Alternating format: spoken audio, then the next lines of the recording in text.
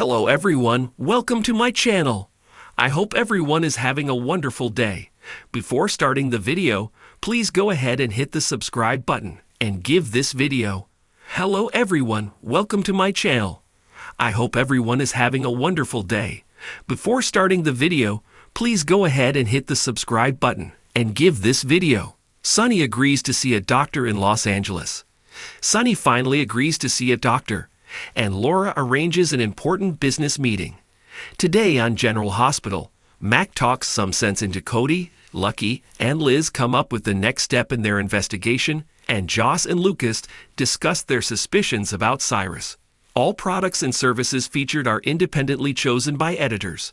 However, Soaps.com may receive a commission on orders placed through its retail links, and the retailer may receive certain auditable data for accounting purposes. Related story: General Hospital spoilers January 27 to 31.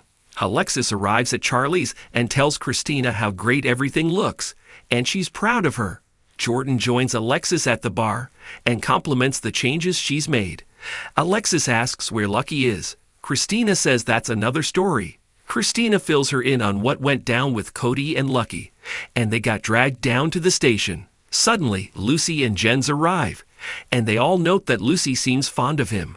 Alexis explains who he is, and that he moved into Windermere. Christina goes over to take Lucy and Jen's orders, and they order a bottle of champagne. Jens notes Lucy is familiar with Christina, and jokes she really does know everyone in town. Lucy says that includes the mayor and sends Laura a message on Jens's behalf to talk about his company operating out of Port Charles. He thanks her and asks about the other patrons. Lucy points out Alexis, who Jens has met, and then says next to her is Jordan, the deputy mayor. Back at the bar, Christina, Jordan, and Alexis gossip about Jens and his expensive taste. Eventually, Jordan departs. Jens has to step out to take care of something, returns and explains to Lucy that he needs to cut the evening short, but they should do this again. Jens approaches the bar and thanks Christina for a lovely evening and heads out. Christina thinks he seems nice. Alexis says he's peculiar as he thinks Windermere is charming. More. Is Laura Wright leaving General Hospital? In the PCPD interrogation room, Liz tends to Lucky's injuries and thinks he shouldn't even be here as Cody started that fight. In the squad room, Felicia speaks to Mac and thinks he should talk with Cody. Mac notes Molly is with him, and he's not sure what good he will be at getting through to him. This is his second drunken bar fight. Mac is worried about Cody, but Felicia points out Cody's father had a wild side too. Mac says he didn't listen to his dad either. Back in the interrogation room, Liz brings up that Cody is apparently a pretty good card player, so maybe Lucky should smooth things over and challenge him to a game. Liz steers the conversation to their case. Molly visits Cody in lockup and says the owner of Charlie's only wants him to pay for damages. Cody thinks Lucky should have to pay too. Molly tells him that he threw the punches, and Lucky just tried to hold him down. Cody tells her to throw the book at him, but she again says her sister won't press charges if he pays for the damages. Cody has no money, so he guesses he's stuck here, not that it matters. Mac appears and asks, who says it doesn't matter? Molly explains Cody wants to be left in here and leaves to let them speak. Cody apologizes, saying he had a bad night, but Mac notes this is the second bad night and wonders if there is something they need to address. Cody promises he's done with the booze and bars, and he's sorry he let him down. Mac says he is in a spiral and seems to be intent on trashing his life. So why? Cody says he's had a lot of things in his life blow up recently, and when things are going well for him, he trashes them. He calls it a pattern. Mac says he didn't have a family then, but now he does. Cody doesn't get why he, Maxie, and the others even talk to him. Mac says he's family, and they can't be pushed away. Cody says he'll apologize to Maxie, Christina, and Spinelli, and says he isn't good at talking, so thank you. Mac says he did a good job tonight talking to him, and decides to leave him here to think about things. In the station, Molly runs into Felicia on her way to her office, and they talk about Cody. Lucky and Liz, still in the interrogation room, spot Felicia and think they should talk to her about the day Dex died. Felicia relays to Lucky and Liz what she told Joss about the day Dex was stabbed. She wonders why this is important to them. Lucky says if Cyrus stabbed Dex, he may have done other things to other people. Liz asks if Felicia has run into Cyrus at the hospital. Felicia says she saw him only a few times, and the patients loved him. But he's been banned, and she doesn't know why. Later, Felicia is alone when Molly returns and tells an officer that Cody can be released in the morning. Felicia approaches Molly and says Mac hasn't come back yet, and she thought he was arranging for Cody's release. Molly says Cody is spending the night in the drunk tank to learn a lesson. Felicia hopes there won't be a third time, but having seen her mom go through this over and over with Christina, Molly says there is always a next time for people like Cody. Liz and Lucky gather their things from the interrogation room, and Lucky feels their next step should be interviewing the staff at Turning Woods and checking their records to find out if anyone Cyrus visited died of a heart attack. Liz thinks the staff won't talk to him, given the scene he caused when Lulu went missing. He suggests he shut up and let her do all the talking. Liz thinks that will work just fine. More. The star that almost wasn't cast on General Hospital, Ava visits Laura in her office to talk about the upcoming custody hearing and Laura testifying for her. Unfortunately, Laura explains that with Lulu and Lucky back in town, and both of them having a fondness for Sunny, she now has a conflict of interest. She can't help Ava and hopes she and Sunny can work out their differences. Jordan arrives after Ava departs and tells Laura about the city's newest resident, Jens Sidwell. They recognize the name as the man who held Lucky and Isaiah hostage, and he must assume they have nothing on him to be going around town using his real name. Laura makes some calls, and there are no warrants out for Jens, and Interpol only has him tagged as a person of interest. Just then, Laura gets Lucy's message about meeting with the CEO of SRE Worldwide, Jens Sidwell. Jordan thinks they could use Lucy to meet with Mr. Sidwell, and Laura agrees. Jens is on his way back to Spoon Island when he gets a call from Laura.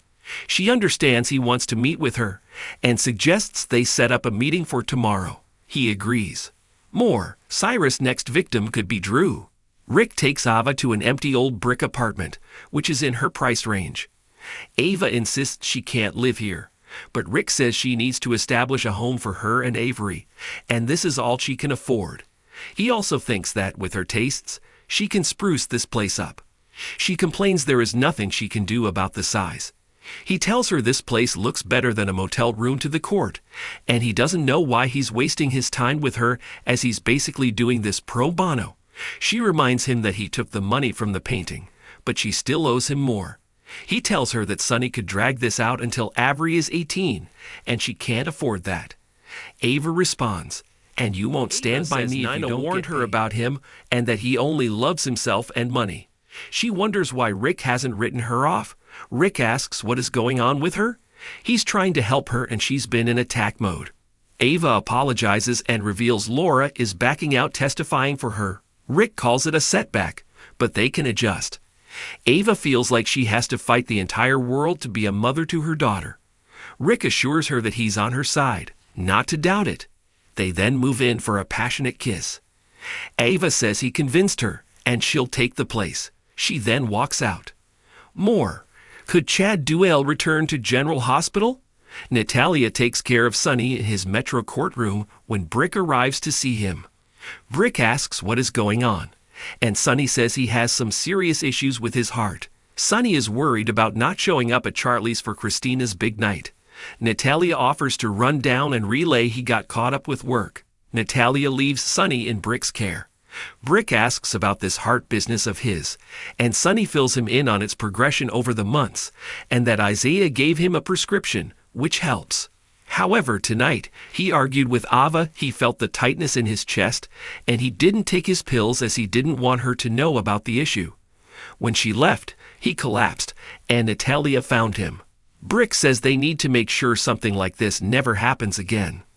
Brick makes Sunny an appointment with the best cardiologist in the country who is in Los Angeles. They can't let anyone, especially the 5 families, find out about his condition. Back at Charlie's, Alexis joins Lucy to talk about Jens. Natalia arrives and tells Christina that everything looks great.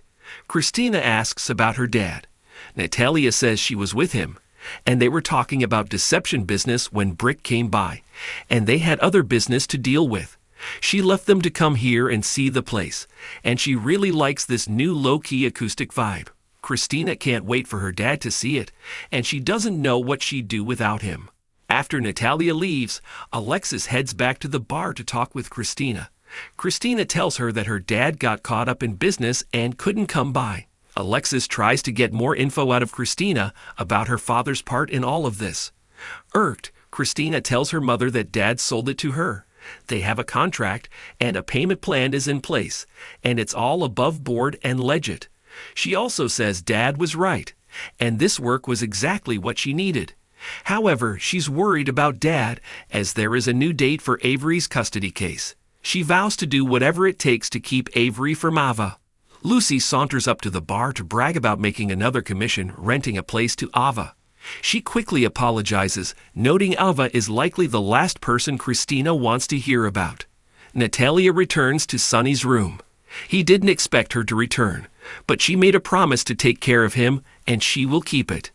Brick explains he made an appointment with a doctor out in LA for Sonny, and Sonny says he needs to come up with a cover excuse to travel there. Natalia says they'll come up with a reason. Brick leaves them to brainstorm. Sonny lets Natalia know she doesn't have to do anything more than she has. Natalia says he needs to learn to say thank you when people offer him help. Sonny thanks her. At Carly's place, Lucas jokes with Joss about her makeover by Donna and Avery. Joss said it was a good distraction from her screw-up. She basically told Cyrus she was onto him as the person who stabbed Dex. She notes Lucas doesn't seem surprised. Lucas says Lucky and Liz have a theory, which he'll tell her if she stays out of it. She can't promise that, joking it's a genetic thing. Lucas tells Joss their theory that Cyrus is killing the patients at GH. They haven't gone to Anna as they need proof, and have none. Joss says if Cyrus is killing people rather than comforting them, then there has to be a way to tie him to all these murders, and she's going to find it. Lucas wants her to stay away from this mess. She said she will, adding, "What can I do, really?"